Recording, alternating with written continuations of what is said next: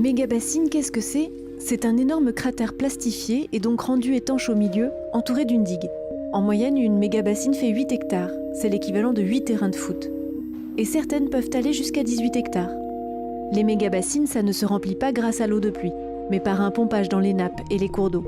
La construction de ces trous d'eau se fait à l'aide de très importants financements publics. Enfin, l'eau des méga-bassines est utilisée notamment pour des cultures d'exportation.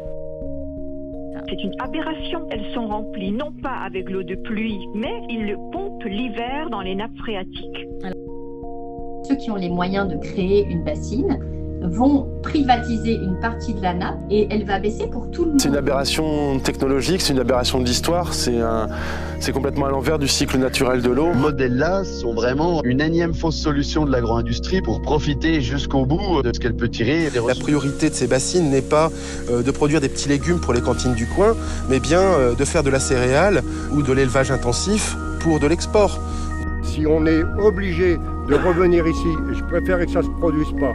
On ne sera pas 10 000, on sera 20 000, peut-être davantage. Parce que notre combat, c'est un combat de fond. Il va falloir passer très vite un seuil en termes de détermination, d'ampleur et de forme d'action collective. Des casseurs, de nouveau rassemblés à Sainte-Soline, vous savez, dans les Deux-Sèvres. C'est un trou et on ne peut pas détruire un trou.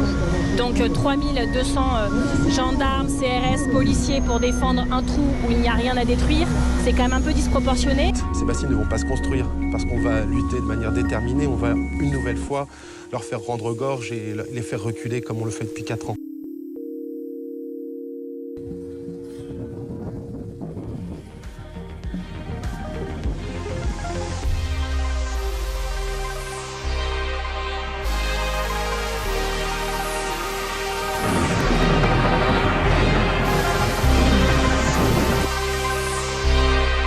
C'est le moment.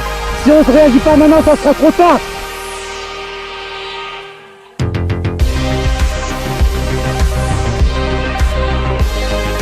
C'est le moment de tous s'uniter. C'est le moment d'y aller. Sinon, ça sera trop tard, vous comprenez ?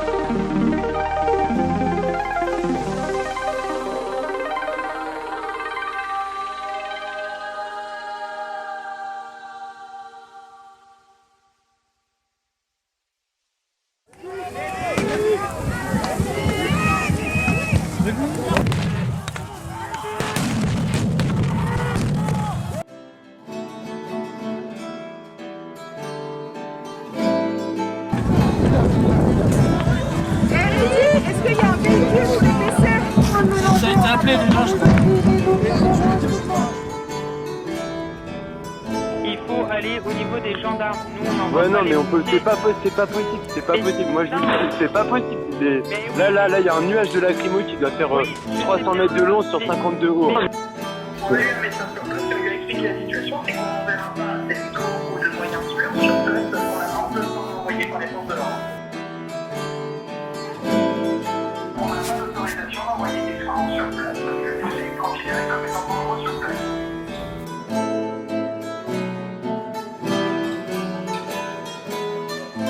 Avec des armes et du danger, on tire dans le tas. C'est ça la doctrine de maintien de l'ordre à la française maintenant. Les gendarmes n'ont pas lancé de LBD en quad. Non, les forces de l'ordre n'ont pas empêché les secours d'intervenir. Et non, les forces de l'ordre n'ont pas utilisé de lacrymogène contre les individus blessés. Vous mentez comme vous avez menti ici, lors du fiasco du Stade de France. Il y a 4000 grenades qui ont été tirées, ça veut dire environ une par seconde. Organiser une manifestation à huis clos, vous ne pourrez pas éborgner à huis clos. À 2 reprises au minimum, l'opérateur du SAMU répond qu'il a eu l'ordre du commandement de la gendarmerie de ne pas intervenir.